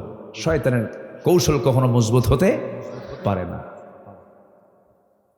ইন্না কাইদাশ শাইতান কানা দাঈফা, ঠিক কিনা বলেন? শয়তানের কৌশল কখনো মজবুত নয়। শয়তান জান্নাতে গিয়ে আদম হাওয়াকে, আমার আব্বা আম্মাকে ফাওয়াসওয়াসা লাহুমা ওয়াসওয়াসা দিয়েছে, ফাযাল্লাহুমা পদস্খলন ঘটিয়েছে। শয়তান কিন্তু নিয়মিত গাবতলীতে আসা যাওয়া করে। কখন? যখন দেখবেন যে ফজর আপনি ওঠেন নাই, শয়তান মাশাআল্লাহ সফর দিয়ে গেছে। কি আমার কথা কি বুঝতেছেন আপনারা? শয়তান শেষ রাত্রে আসে, ওই সময় এসে আমার আপনার শিওরে বসে বসে বলে আলাইকা লাইলুন তাফিল, আলাইকা লাইলুন তাফিল, তোমার রাত বড় লম্বা, তোমার রাত বড় লম্বা, ঘুমাও ঘুমাও, বারবার এরকম করে বলে। ওই সময় রাসূল বললেন, সেই সময় শয়তান 3টা গিট মেরে যায়, 3টা গিরো দিয়ে যায়। এই 3টা গিট যদি সাহাবীরা তোমরা ছুটাতে চাও, 3টা আমল করবে। নাম্বার 1 হলো নিজের পিঠটা বিছানা থেকে সরাইয়া দিবা। নাম্বার 2, ওযু সুন্দর করে বানায় নিবা। 2টা গিট ছুটে চলে গেল। বান্দা তুমি যদি ওযু সম্পূর্ণ করে যদি কদম কদম ফেলতে ফেলতে যদি মসজিদ পানে চলে যাও, নামাজে যদি দাঁড়িয়ে পড়ো, আল্লাহ রাব্বুল আলামিন নামাজ হওয়ার সঙ্গে সঙ্গে 24 ঘন্টা আল্লাহ তোমার প্রতি রহমত নাজিল করবেন। শয়তান তোমাকে ওয়াসওয়াসা দিতে পারবে না। এটা জোরে বলেন সুবহানাল্লাহ। এই জন্য আমি এই গ্রামের নাম কি? দাড়াইল গ্রামকে যদি আপনি আদর্শ গ্রাম হিসেবে দেখতে চান, দাড়াইলবাসী, আমি মনে করি দাড়াইল গ্রামের যুবকদেরকে একটা কমিটি করা উচিত। সেটা হলো ফজর নামাজ বাস্তবায়ন কমিটি। আসতে কন কেন? ফজর নামাজ বাস্তবায়ন কমিটি যদি তৈরি হয়, এক ঝাঁক তরুণ যুবক যদি ইচ্ছা করে, যেই গ্রামে যত প্রাপ্তবয়স্ক পুরুষ মানুষ আছে সবাইকে আমরা প্রজ্ঞার সাথে দাওয়াতি কাজ করব। যেদিন দেখবেন দাড়াইল গ্রামের মসজিদে জুমার চাইতে ফজরের মুসল্লি বেশি হয়ে গেছে, আল্লাহর কসম করে বলি, দাড়াইল গ্রামে কোনো মাদক, নেশা, বেনামাজি, চোর, বদমাইশ একটাও খুঁজে পাওয়া যাবে না। একমাত্র নামাজ পড়ে মানুষকে ভালো করতে। সবাই কি নামাজ পড়তে রাজি আছেন? সবাই কি নামাজ পড়তে রাজি আছেন? কয় ওয়াক্ত নামাজ? আরো জোরে বলেন, কয় ওয়াক্ত নামাজ? কারা কারা একটা হাত তুলে দেখেন দেখি। জোরে বলি, ইয়া আল্লাহ আমাদেরকে 5 ওয়াক্ত সালাত আদায় করার তৌফিক তুমি আল্লাহ দিয়া দাও। জোরে বলি আমিন। আরো জোরে আমিন। হাত নামান। ওই 2জন লোক গেল কেন? এই যে এই যে এই যে বসেন। বললেন কি আর করলেন কি? আসলে এত রাতে বক্তাকে উঠাইয়া দেওয়া মানে কি জানেন? পাগলির সাথে ঘর সংসার করা। একটু বসেন, একটু বসেন, আর একটু সময়। অনেক চাপ থাকে এখন, তো অনেক চাপ, ঘুমের চাপ, নিম্ন চাপ, ঊর্ধ্ব চাপ, বিড়ি খাওয়া চাপ, বহু চাপ। এখন এই চাপে আমি আরেক মহাচাপে, ও যে ডিপে যেতে পারি না, এই যে নড়াচড়া হয়। একটু বসেন, আর একটু সময়, খুব বেশি সময় নেব না। আমরা আমাদের টার্গেট হলো আমরা বাপের ভিটাতে ফিরে যেতে চাই। আমাদের বাপের ভিটা কোনটা বলেন? দেখছেন দাঁড়াইল কইছে, বাপের ভিটা হলো জান্নাত। আপনি কি দাঁড়াইল ভাবছেন নাকি? না, এ তো মহা মুশকিল হয়ে গেল। আচ্ছা, আমরা আমরা আমরা কি প্রথমে দুনিয়াতে আসছি? কোথায় ছিলাম বলেন? বাপের ভিটা কোথায় বলেন? আরো জোরে বলেন। জান্নাতে যাবেন না আপনারা? বলেন বাপের ভিটা কোথায়? জান্নাত। আমরা জান্নাতের খাবার খেয়ে আসছি, আবার মারা গিয়ে আবার জান্নাতে গিয়ে খাবো। জোরে বলি ইনশাআল্লাহ। আরো জোরে বলি ইনশাআল্লাহ। এখন তো আছেই, তো মরে যাবো তো আমরা। জান্নাতে গিয়ে খাবো। এই আকীদা, এই বিশ্বাসটা গভীর হবে কখন জানেন? যখন কোরআন নামক আয়নাটা আপনি ভালো করে দেখতে পাবেন। এটি এমন একটা আয়না, একদম সব স্পষ্ট করে আল্লাহ পাক কোরআনে বলে দিয়েছেন। জোরে বলেন সুবহানাল্লাহ। জান্নাত পেতে চাই, এর জন্য 15টা কাজ আছে। কয়টা কাজ আছে? 15টা কাজ। আমি কি একটাও বলেছি এ পর্যন্ত? ওয়াজ কি শেষ না শুরু? নুরু শেষ না শুরু? এক নাম্বার ঈমান আনবো আমরা। কি আনবো? বলেন, জোরে বলেন, কি আনবো? ঈমান আনবো। কিন্তু কিছু কিছু লোকের নামই আছে ঈমান আলী। কি নাম বলেন তো? নামাজ পড়ে না, নাম হলো রমজান আলী। রমজান মাসে দুপুরবেলা ভাত খায়। নাম হলো আতর আলী, গোটা গায়ে গাজার গন্ধ। নাম হলো হিম্মত আলী, সাইকেলের চাকা ব্লাস্ট হলেই শীত হয়ে পড়ে। নাম হলো বাদশা মিয়া, ভিক্ষা করে। নাম হলো খোকা মিয়া, বয়স 82 বছর মাত্র। খোকা মিয়া, বুড়া মিয়া হয় না। নাম দিয়ে কাজ হবে না, বংশ দিয়ে কাজ হবে না। নাম, বংশ, চেহারা দিয়ে যদি কাজই হতো, নবীর চেহারার সঙ্গে মিলে যেত চেহারা আবুল আহাবের, আবুল আহাব জান্নাত পেয়ে যেত। নবীর বংশের সঙ্গে মিলে যেত আবুল আহাবের বংশ, আবু জেহেলের বংশ জান্নাত পেয়ে যেত। বাবা দিয়ে যদি জান্নাত পেত, সন্তান নূহের ছেলে কেনান জান্নাত পেয়ে যেত। বাপ, সন্তান দিয়ে বাপ যদি জান্নাত পেয়ে যেত, জান্নাত পেয়ে যেত। কিন্তু বাপ দিয়ে সন্তান হবে না, সন্তান দিয়ে বাপ হবে না, বংশ দিয়ে হবে না, কোনো নাম যশ খ্যাতি দিয়ে হবে না। জান্নাত পাওয়ার জন্য 1 নাম্বার কাজ হলো কি আনতে হবে? বলেন, কি আনতে হবে? বলেন, ঈমান আনতে হবে। ভালো করে ঈমান আনতে হবে। নামাজ ঈমানদার হতে হবে, সৎকর্ম থাকতে হবে। ওজনে কম দেওয়া যাবে না। বনের সম্পত্তি মেরে খাওয়া যাবে না। বনের সম্পত্তি মেরে খাওয়া ভাই বুঝি গাবতলিতে নাই। আমার মায়েরা মাহফিল আসছে নাকি? আসছে। মায়েরা এখন খুব খুশি, হুজুর ভালো করে কোন ভাই কিছু বসে আছে ওই জায়গায়। এখন গেলে কিন্তু ভাববো ওই লোকটা বনের সম্পত্তি মেরে খাইছে। বসে, বনের সম্পত্তি মেরে খাওয়া আজকে আমার দেশের স্বাভাবিক বিষয়। পেটের বোন, একই মায়ের পেটের বোনের সম্পত্তি যদি মেরে খেতে কষ্ট না হয়, তো এই প্রতিবেশী আর সরকারি সম্পত্তি মেরে খেতে কোনো কষ্ট হবে বলেন তো? এটাই তো হয়। বলে যে টুক করে দেশে চলে আসবে। বলছে না, বলছে না, বলছে না? আসবেন তো ভালো কথা, কিন্তু দেশের টাকা যে পাচার করছেন, এগুলো কি করবেন? এই যে গাবতলীর প্রবাসীরা চলে গেছে সৌদি আরব। গাবতলীর বহু প্রবাসী আছে তো, অনেক প্রবাসী। আমি এই রিয়াদে গেলে অনেক পাই। এই যে নাড়ুয়ামালা, আরো কি কি অঞ্চল আছে, অনেক লোক আছে। কত কষ্ট করে জানেন? এক একটা প্রবাসীর কষ্ট করে, ঝুলে ঝুলে পাখির মতো ঝুলে ঝুলে কাজ করে, দেশে রেমিটেন্স পাঠায়। কৃষক সারাদিন খেটে খেটে কালো মানুষ, সাদা মানুষ কালো হয়ে যায়। শ্রমিক ন্যায্য মূল্য পায় না, এরপরও কষ্ট করে করে সীমিত বেতনে চাকরি করে দেশকে আগায় দিল। আর সব অশিক্ষিত, শ্রমিক, কৃষক, প্রবাসী অশিক্ষিত, দেশকে আগায় দিল। আর দেশকে পিছায় দিল কারা? কলমের খোঁচা দিয়ে 1 শ্রেণীর শিক্ষিত নামের কলঙ্ক। ঠিক কিনা বলেন? যারা দেশ থেকে টাকা পাচার করেছেন, মিলিয়ন বিলিয়ন ডলার যারা পাচার করেছেন, সেই পাচারকৃত অর্থ দেশে ফেরত নিয়ে এরপরে রাজনীতির চিন্তা করুন।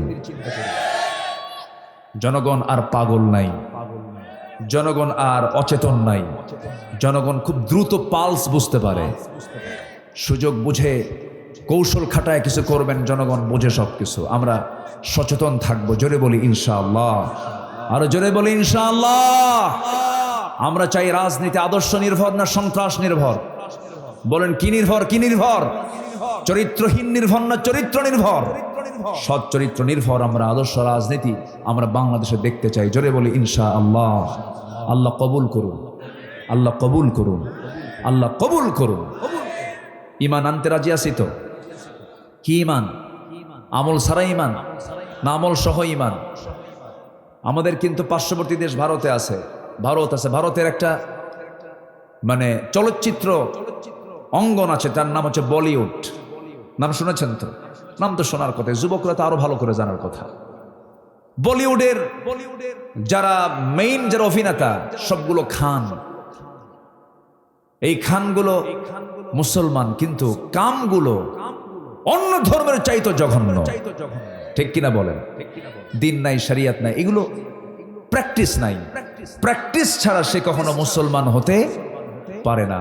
ব্রাহ্মণের ছেলে ব্রাহ্মণ হয়, খ্রিস্টানের ছেলে খ্রিস্টান হয়, বৌদ্ধের ছেলে বৌদ্ধ হয়, মুসলমানের সন্তান মুসলমান হতে পারে না যদি ইসলাম না থাকে। ইসলাম থাকতে হবে আমার আপনার ভিতরে। আল্লাহ কবুল করুন, জোরে বলি আল্লাহুম্মা আমিন। সম্মানিত ভাইরা, ইমান আনবো, নেক আমল করবো, ইমানটা বেচবো না। আমার দেশে আবার ইমান বেচা খুব সস্তা, জানেন? বিড়ির একটা প্যাকেট পাইলে ইমান বেচে দেয়। যা, আছে কি না? এই দেশে খাবার বেশি চলে না বিড়ি বেশি চলে? বলেন বলেন, কোন বেশি চলে? নাস্তা মিস হলেও বিড়ি খাওয়া মিস নাই। বিড়ি খাওয়া কি দেখছেন? মুফতি সাহেব ফতুয়া দিল, বিড়ি খাওয়া কি বলো? হারাম। ভালো করে কর, হারাম। আগুন ছাড়া খাওয়া হালাল। দেখেন আরেকজন ফতুয়া দিচ্ছে। গাবতলি তো, গাবতলির মানুষ কিন্তু ঠোঁট কাটা মানুষ। আমরা সব অঞ্চলে যাই, আপনারা অত্যন্ত আন্তরিক, খোলামেলা, ভিতর বাহির সব সমান, আলহামদুলিল্লাহ বলেন। ভালো। বিড়ি খাওয়া কি আমি এটা বলবো না, তবে আপনি একটু বুঝে নেন তো, বিড়ি খেলে কি স্বাস্থ্য ভালো হয়? লাঞ্চ ভালো হয়? ওয়ালা তুলকু বিআইদিকুম ইলাত তাহলুকা, নিজকে ধ্বংসের দিকে ঠেলে দিও না। কিন্তু এরপরও বিড়ি খায়। বলেন তো, যে বিড়ি খেলে ক্যান্সার হয়, সে বিড়ির খাওয়ার জন্য অবশ্যই জবাব দিতে হবে কার আদালতে? কার আদালতে? লাঞ্চ দিয়েছেন কে? বিড়ি খেয়ে নষ্ট করলো কে? আল্লাহ। দেখেন, আল্লাহ নষ্ট করছে। বিড়ি খাবে না আপনি, আল্লাহ নষ্ট করবে। আমরা কোন নেশার দিকে যাব না, জোরে বলি ইনশাআল্লাহ। যুবকরা আকাম কুকাম করবা না।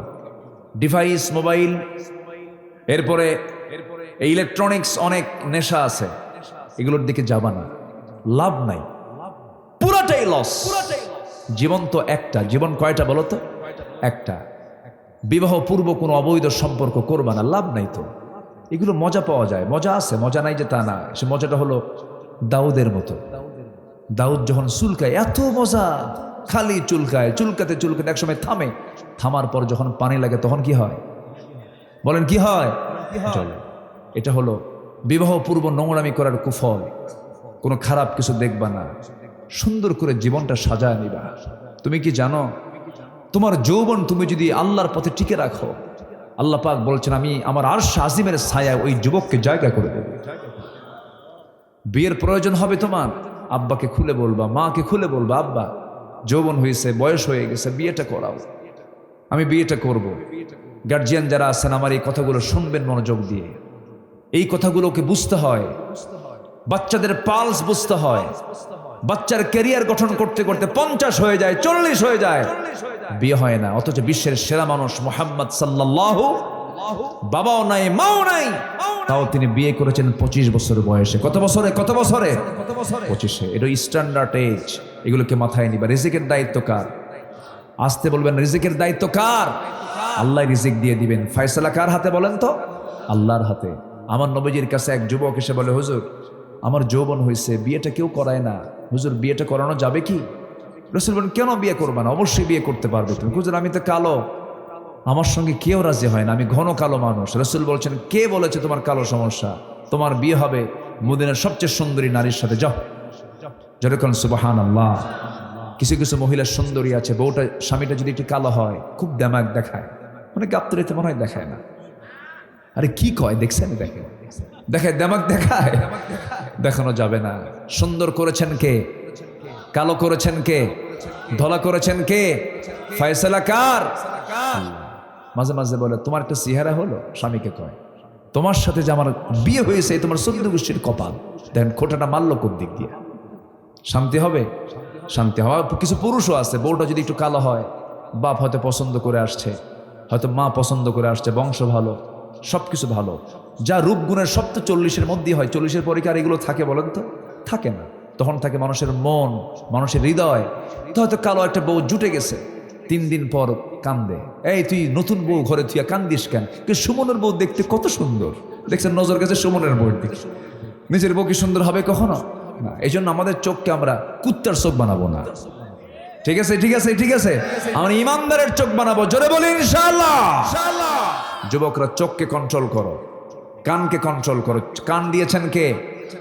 চোখ দিয়েছেন কে? কার দেওয়া? কার দেওয়া? কার দেওয়া? চোখটা আল্লাহ পাক পানির মধ্যে ভাসমান করে দিয়েছেন। জোরে কান সুবহানাল্লাহ।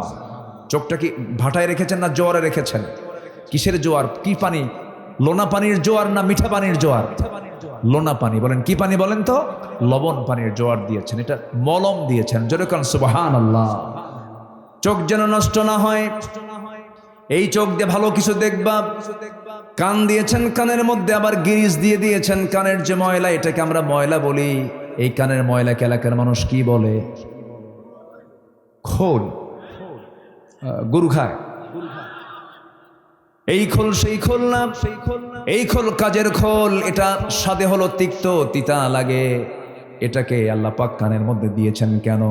বান্দা তুমি ঘুমিয়ে পড়বা, যদি এই ময়লাটাকে মিষ্টি করে দিতাম, সমস্ত পিঁপড়াগুলো তোমার কানে গিয়ে জমা হতো, কান সাফ করতে রাত চলে যেত। আমি আল্লাহ কানের ময়লাকে লবণ করে দিই নাই, মিষ্টি করে দেই নাই, দিয়েছি তিক্ত করে। যদি কোনো পোকামাকড় ভুল রাস্তায় যদি হঠাৎ করে ঢুকিয়ে যায়, তিতা দেখে সে ব্যাক করে ফিরে আসবে। আল্লাহ তোমার কানটা কেমন করে সেভ করে দিয়েছেন। চোখটাকে মলম দিয়ে ঢাকায় রেখেছেন, কোনোদিন জীবাণু ঢুকবে না, নষ্ট হবে না। আবার জিহ্বার যে চতুর্দিকে পানি দিয়েছেন, সেই পানির মধ্যে কোনো স্বাদ দেন নাই, স্বাদহীন লালা দিয়েছেন। এই লালা যখন মানুষ ঘুমিয়ে পড়ে তখন আর লালা থাকে না। লালা থাকে না? যখন ঘুমিয়ে পড়ে তখন কি মুখের লালা থাকে না? থাকে কি না? বালিশ ভিজে শেষ, বালিশ ভিজে শেষ হয়ে যায়।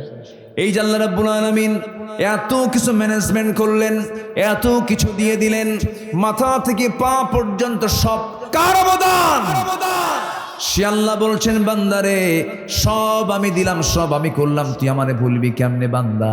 আমি তোকে ভুলতে পারি না। আমি তোর জন্য প্রথম আকাশে চলে আসি, তুই আমার কাছে চাবি।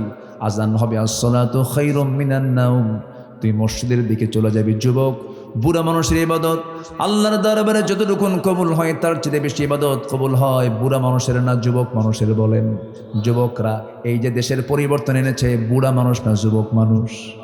বলেন বুড়া মানুষ না যুবক মানুষ? বুড়ারা পারে নাই, বাপরা পারে নাই, পুলিশরা পারে নাই, পুলিশের সন্তানরা পেরেছে। রাজনীতিবিদরা পারে নাই, রাজনীতিবিদের সন্তানরা পেরেছে। ঠিক কিনা? তোমরাই পারবা। তোমরা এগিয়ে যাও সামনের দিকে। সামনের বাংলাদেশ ইসলামের বাংলাদেশ, সামনের বাংলাদেশ কোরআনের বাংলাদেশ। আল্লাহ কবুল করুন। জোরে বলি আমিন। নামাজ দিয়ে ভরায় ফেলবো, এই জাতি নামাজি হবে। জোরে বলি ইনশাআল্লাহ। 54 বছরে 5% নামাজি হয়েছে। কত পার্সেন্ট? 5%। আমরা 100% নামাজি মুসলমান হব। জোরে বলি ইনশাআল্লাহ। কষ্ট পাচ্ছেন মনে হয়? আলোচনা চালাই। ইমান কি রাখবো না বেচবো? রাখ।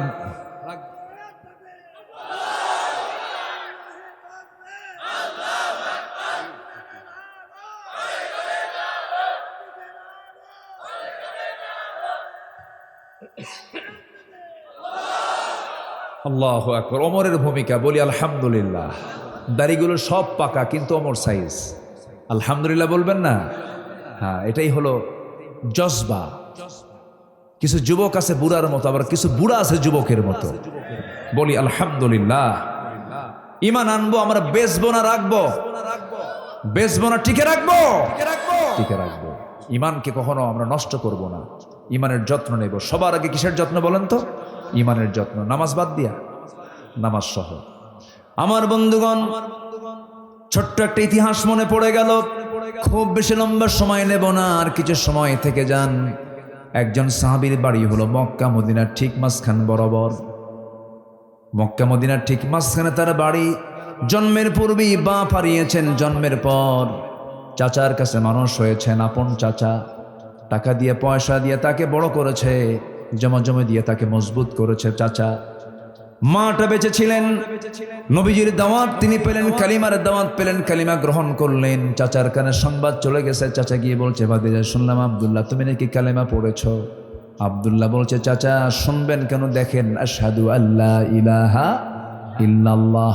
সঙ্গে সঙ্গে চাচা বলে, ভাতিজা হাসবুনা মা ওয়াজাদনা, আমার বাপ মা যা দিয়ে গেছে এটার উপর বাইরে আমি যাব না, বাপদাদার ধর্মে চুনকালি মারবো না। এবার বলছে, চাচা আপনি আমাকে যে প্রস্তাব করছেন, আমাকে যদি দুনিয়া থেকে বিদায় করে দেন, কালিমার পথ থেকে আমি এক চুল পরিমাণ নড়ব না। চাচা হুমকি দেয় সম্পদ দখলের।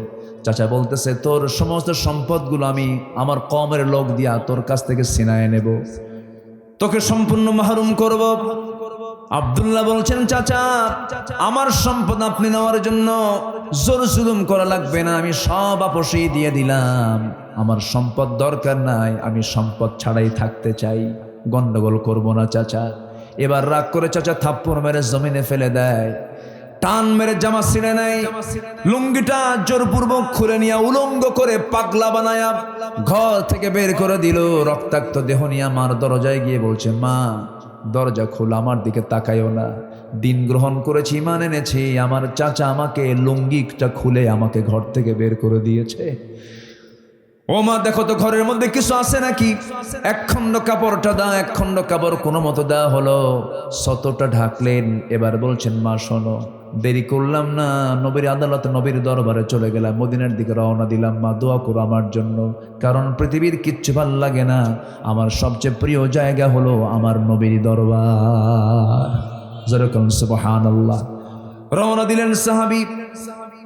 শীতকাল, প্রচন্ড শীতকাল, এখন এই তো নভেম্বর শেষ হয়ে যাবে, সামনে মক্কা মদিনায় চূড়ান্ত শীত শুরু হয়ে যাবে। আরব গালফে বছরে 2-3 বছরে 1 থেকে 2 মাস প্রচন্ড শীত থাকে, হাড় কাঁপানো শীত, যে শীত আমার দেশেও নাই এমন শীত থাকে। সেই শীতের মধ্যে সম্পূর্ণ খালি গায়ে নগ্ন দেহে সে আব্দুল্লাহ মদিনা পর্যন্ত পৌঁছে গেলেন পদব্রজে হেঁটে হেঁটে। নবীর দরজার সামনে দাঁড়ায় গেলেন, দরজার সামনে দাঁড়ায় গিয়ে নক করছেন। রাসূল দরজা খোলা মাত্রই দেখেন থরথর করে কাঁপতেছে সুন্দর চেহারার যুবক। কিচ্ছু বললেন না, ভিতরে গেলেন। আমার নবীজি তার পরনের সুন্দর 2টা জুব্বা হাতের মধ্যে করে এনে বলছেন, যুবক জুব্বাটা গায়ে দাও, প্রচন্ড ঠান্ডা লেগেছে তোমার, কি হয়েছে? খোলা মিলে সব শুনলেন। রাসূল বলছেন, আব্দুল্লাহ চিন্তা করো কেন, তোমার চাচা তোমাকে বস্ত্রহীন নগ্ন করেছে, আর বিশ্বনবী তার গায়ের জুব্বা তোমার গায়ে দিয়া ঢেকে দিয়েছে। ঈমান আনলে লস না লাভ? লস না লাভ? লাভ, শুধু লাভ না, সব লাভ, সব লাভ, কোন লসের কোনো কায়দাই নাই এই জায়গায়। সঙ্গে সঙ্গে আব্দুল্লাহ দারুণ খুশি হয়ে গেলেন। রাসূল বলছেন, আব্দুল্লাহ তুমি আমার কাছে কিছু চাও নাকি? তিনি বলছেন, হুজুর আপনি আমার জন্য দোয়া করুন, মৃত্যুর রাজপথ আল্লাহ পাক যেন শহীদে মওত আমারে দান করেন, আমি যেন শহীদ হতে পারি। আমার নবীজির সামনে এই দোয়া যখন চাইলেন, আমার নবীজি হাত দুটো উঁচু করে আকাশের মালিকের দিকে তাকায় বলছে, আকাশের মালিক আল্লাহ, আমার আব্দুল্লাহর জান মাল তুমি কাফের বেঈমানদের জন্য হারাম করে দাও।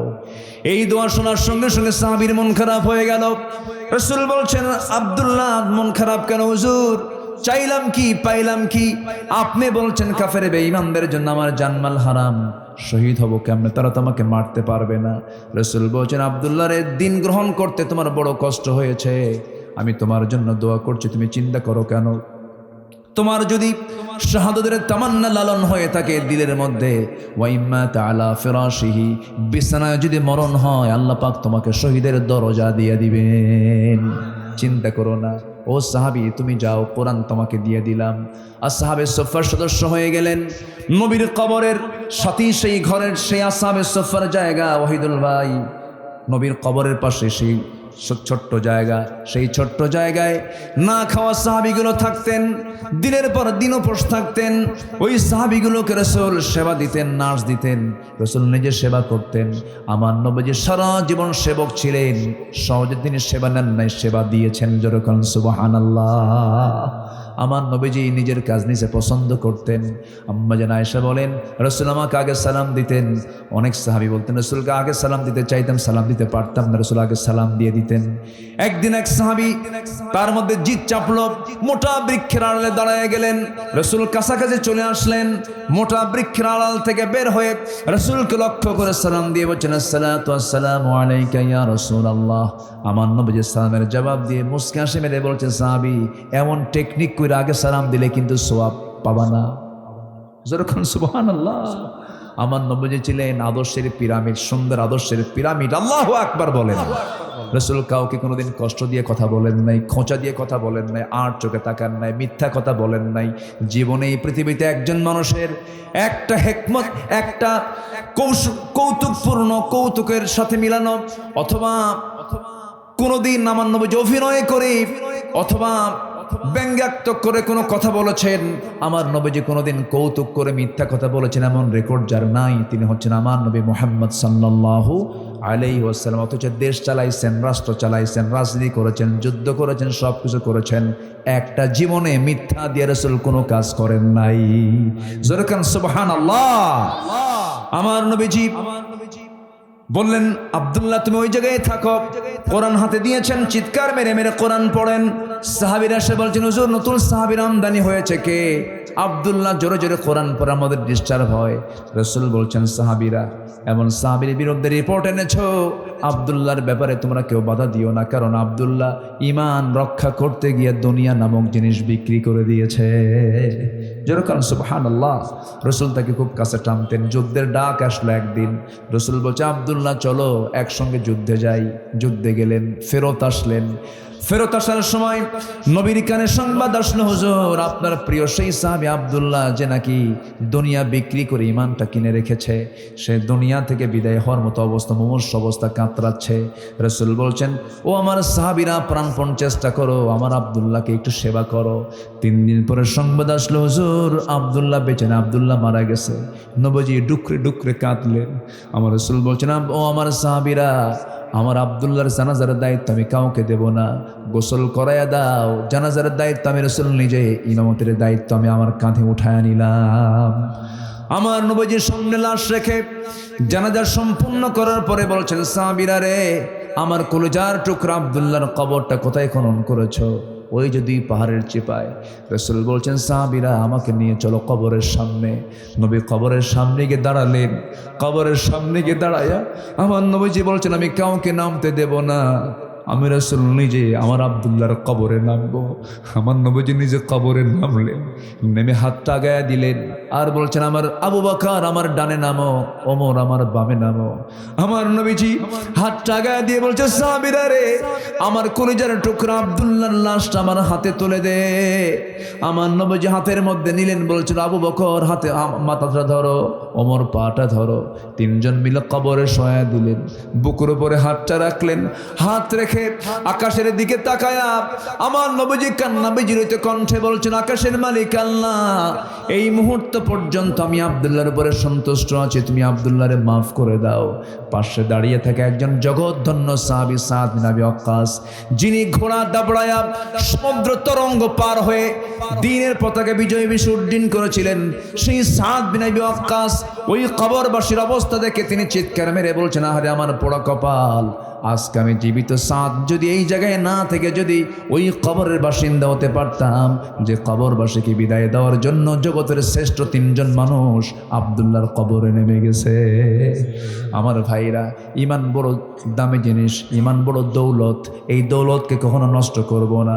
নেক আমল এবং ঈমান আনলে পরে আল্লাহ রাব্বুল আলামিন বলছেন, আমি তাকে 1 নম্বরে জান্নাত, জান্নাতুল ফিরদাউসের ওয়ারিস বানাবো। জোরে বলুন সুবহানাল্লাহ। আল্লাহ রাব্বুল আলামিন বলেন, ইন্নাল্লাযীনা আমানু ওয়া আমিলুস সালিহাতি কানাত লাহুম জান্নাতুল ফিরদাউসি নুজুলা খালিদিনা ফিহা লা ইয়াবগুনা আনহা হিওয়ালা। জোরে বলুন আল্লাহু আকবার। জান্নাত প্রাপ্তির জন্য 15টা করণীয় কেবল চলছে। 1 নাম্বার, নাম্বার 2 শর্ট করে বলছি, তাকওয়া অবলম্বন করা। তাকওয়া মানে হলো বেঁচে থাকা, হারাম থেকে বেঁচে থাকা। নাম্বার 3 হলো নামাজ কায়েম করা, অনর্থক কথা থেকে নিজেকে বিরত রাখা। যে ব্যক্তি জিহবার বিশ্রাম দেবে, আল্লাহ তাকে বহু গুনাহ থেকে বাঁচাবেন। আমরা জিহবাকে বিশ্রামে দিয়ে দেব, বেশি কথা বলবো না। যত বেশি কথা বলবো তত ভুল হয়ে যাবে, যত কত কম ভুল তত কম হবে। আল্লাযীনা হুম আনিল লাগফি মুরিদুন। নাম্বার 4 হলো রোজা পালন করব মাঝে মাঝে, শুধু রমজান মাস না, সারা বছর। বলেন বলেন বলেন, সারা বছরের মাঝে মাঝে মাঝে সোমবার, বৃহস্পতিবার, আবার প্রত্যেক আরবি মাসের 13, 14, 15 মাঝে মাঝে একটু রোজা রাখার চেষ্টা করব, প্র্যাকটিস করব। নাম্বার 5 হলো রবের প্রতি তাওয়াক্কুল করব। আল্লাহর প্রতি ভরসা যার বেশি থাকবে, তার সহজে হার্টের সমস্যা হবে না। ভরসা করবে কার উপরে? আল্লাহ, তুমি যা করবা করো, বাস, অত টেনশন নাই, সব চাপায় দেব কার উপরে? আমার জন্য কে যথেষ্ট? বলেন বলেন, আমার জন্য কে যথেষ্ট? হ্যাঁ, আল্লাহ যথেষ্ট। এটা মাথায় রাখলে দেখবেন যে আপনার মেন্টাল স্যাটিসফ্যাকশন চলে আসবে। নাম্বার 6 হলো আল্লাহর জন্য যারা সম্পদ ব্যয় করবে, নাম্বার 7 হলো মন্দকে প্রতিহত করে ভালোকে প্রতিষ্ঠা করবে যারা। নাম্বার 8 হলো শিরিক থেকে দূরে থাকা। নাম্বার 9 হলো ধৈর্য ধারণ করা। ধৈর্য ধরবো আমরা কার উপরে? আসলে কার উপরে? সেদিন একজন মহিলা ফোন দিয়ে আমাকে বলে, হুজুর আমার স্বামী সকালেও তালাক দেয়, বিকেলেও তালাক দেয়, আমি কি আসি না নাই? দেখছেন কোন কি অবস্থা? ধৈর্য আছে? বলেন ধৈর্য আছে? তালাক শব্দ প্রায় প্রায় দিয়ে আমাদেরকে একটা জটিলতায় ফেলে দেয়। আমাদেরকে বলে, হুজুর রাগের মাথায় তালাক দিছে, ধৈর্য ছিল না। হুজুর আমার মেয়ে আছে, আমার ছেলে আছে, হুজুর দেখেন তো কোনোভাবে কোনো প্যাঁচপুস খাটায় ফেরত নিয়ে আসা যায় নাকি? শরীয়তের মালিক তো হুজুর। এগুলো করা যাবে না। নাম্বার 10 হলো তওবা করা।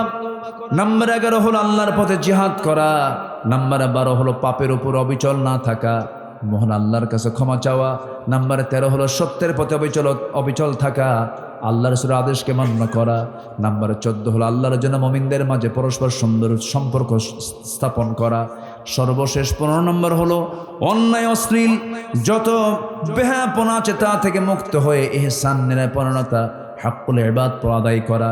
এই 15টি গুণ যার মধ্যে থেকে যাবে, আল্লাহর 8টা জান্নাত তার জন্য অপেক্ষা করবে। জোরে বলি সুবহানাল্লাহ। দোয়া করি, আলোচনা চালাবো, এখন চালাবো আলোচনা। চলো হুজুর বড় ফজর পড়বেন না? ওয়াজ শুনলেন না আপনারা? এই চাচা, এই চাচা, চাচা থাকাচ্ছে না, বসেন। অনেক সুন্দর মানুষ আপনারা, বলি আলহামদুলিল্লাহ। আমরা আর লম্বায় যাব না। শোনেন, ওয়াজ তো শেষ হয় না, কিন্তু ওয়াজ বেশি দরকার না আমল বেশি দরকার? বলে আমল। আমরা যা শুনেছি আমরা আমল করব। রাজি আছেন তো? নিজের বউ কি কাউকে দেখাবো? আমার দেশে কিছু মানুষ আছে কিন্তু নিজের বউ অন্যকে দেখাতে খুব খুব খুশি হয়, জানো এই যে আমার বউ এটা। আসেন এরকম আছে না? আবার শুধু এরকম করে দেখায় না, হুন্ডাই তোলে। তাও R15 এর প্যাসেঞ্জার সিট হলো 3 তলা আর ড্রাইভিং সিট হলো আন্ডারগ্রাউন্ড। আমি কি ভুল বলতেছি? বউটাকে একদম সুন্দর উপরে চড়ায় দিয়া, লাল লিপস্টিক লাগায়, লাল শাড়ি পরায়, চুলটা ছেড়ে দিয়া, চুলের কালার লাল নীল হলুদ ভেড়া মডেল বানায় দিয়া বসায় দিল। ছেলেটার মাথার চুলের সাইজ বাইজ নাই তো? ছেলেদের মাথার চুলের সাইজ বাইজ আছে? মেয়েদের রুচিও নাই, ছেলেদের রুচিও নাই। আজকে রুচি সব শেষ। মেয়ে পছন্দ কোন ছেলেকে করে জানেন? যাদের প্যান্টের হাঁটু ফাটা প্যান্ট ওলা ছেলেকে মেয়েরা পছন্দ করে। মুখের দাড়ি রাখলে বলে ওটা চাচা হয়ে গেছে। রুচি নাই। রুচি আছে কি? রুচি আছে। সব রুচির মৃত্যু ঘটেছে। কেন জানেন? এই কোরআন নামক কিতাবের ব্যবহার না থাকার কারণে। এই জন্য মা, এগুলোকে চেঞ্জ করতে হবে। পুরুষ মানুষ কখনো নিজের স্ত্রীকে, যে পুরুষ, অন্য কোনো পর পুরুষকে দেখাবে না, এটা উচিত না। আপনি নিজের বউকে আপনি ডিসপ্লে করবেন কেন? বউকে জাতীয় সম্পদ, বউ তো ব্যক্তিগত, আপনার পার্সোনাল। আপনাকে নিজে তাকে যত্নে রাখতে হবে, তাকে সম্মান করতে হবে। সে আপনার সন্তানের মা, তার দিকে লোলুপ দৃষ্টিতে তাকায় থাকবে, এমন জাতীয় কোনো পোশাক পরিধান করতে দেওয়া যাবে না। বিয়ের দিন, ঈদের দিন, এই দিনগুলোতে আরো পর্দার পরিবেশ রক্ষা করা দরকার। কম না বেশি? বেশি। হুন্ডাই চললো, বউটাকে 3 তলায় তুলে নিয়ে দেখলো যে হুন্ডার আওয়াজ নাই, আওয়াজটা খুব কম, আওয়াজ বাড়ান যায় কেমনে? মেকারের কাছে গিয়ে বললো স্যালেঞ্জার পাইপ ফাটা। খুলে নিয়ে এমন যে একখান টান দিছে, নাড়ুয়ামালার মোড় থেকে গাবতলির সাবগ্রাম হয়ে ওইদিকে বনানী কলোনি দিয়া টান টুন দিয়ে একদম মাটির মোড় দিয়ে বুঝাই দিল বউ একখানা আমারই আছে। যেরকম নাউজুবিল্লাহ। এগুলো বদমাইশ, এরা সমাজে রোগ ছড়ানোর জন্য সমাজে এরা এই সমস্ত অপকর্মগুলো করে বেড়াচ্ছে। অন্যায়ের প্রতিবাদ করার দরকার আমাদের আছে না নাই? আছে। এগুলো কাজ করব না। শালি হয়ে দুলাভাইয়ের হুন্ডায় চড়বেন না, কারণ দুলাভাই সিমটি মারবেই। এটা খুব ডেঞ্জারাস জিনিস। দেবর ভাসুর এগুলোর দিকে খেয়াল করতে হবে। বেড়া ক্ষেত খায়। কি ক্ষেত খায় বলেন? বেড়া ক্ষেত খায়। দূরের মানুষের দ্বারা তো ক্ষতির আশঙ্কা খুব কম, সম্ভাবনা খুব কম। এই জন্য দুলাভাই যদি বলে ওঠ হুন্ডায়, সহজে উঠবেন না। যারা শালিকা আছেন, যদি জোর করে উঠায় নিতে নেয়, আপনি তবু উঠবেন না। কিন্তু এমন ধমক মারছে, শালি কি করবে? উঠছে, ভয়ে উঠছে। দুলাভাই কয় উঠছে, একটু দূরেই বসছে যেন মাঝখানে গ্যাপ থাকে, কিন্তু সামনে যে এমন ব্রেক মারছে, এক ব্রেকে গ্যাপ পুরো। যেরকম নাউজুবিল্লাহ। এগুলো করা যাবে না, এগুলো নোংরামি। আল্লাহ তাআলা এই সমস্ত নোংরামি থেকে জাতিকে হেফাজত করুন। জোরে বলি আল্লাহুম্মা আমিন। দাড়িয়াল গ্রামের সমস্ত মানুষকে আল্লাহ পাক নামাজি বানায় দেন। দাড়িয়াল না গ্রামের নাম? হ্যাঁ, দাঁড়াইল, যাই কইছি তো একটা। আচ্ছা জি, আমরা নামাজি হব, আল্লাহ কবুল করুন। জোরে বলে আমিন। আল্লাহ জোরে বলে আল্লাহুম্মা আমিন। এই নামাজটাকে আমরা একটু রাষ্ট্রীয় পর্যায়ে দেখতে চাই। সবাই কি দেখতে চান না? ইনশাল্লাহ নামাজটা রাষ্ট্রীয় পর্যায়ে আসুক। আল্লাহ কোরআন বলছে, কোরআনের একটা আয়াত, আল্লাযীনা ইম্মাক্কান্নাহুম ফিল আরদ, আল্লাহ বলছেন যাদেরকে আমি ক্ষমতা দেব তারা 4টা আইন পাশ করবে: নামাজ, যাকাত, সৎ কাজের আদেশ, অসৎ কাজের বাধা। 4টা কাজ কার পরামর্শ বলেন তো? আল্লাহর পরামর্শ। আল্লাহ পাক এমন দৃশ্য দেখার তৌফিক দান করুন।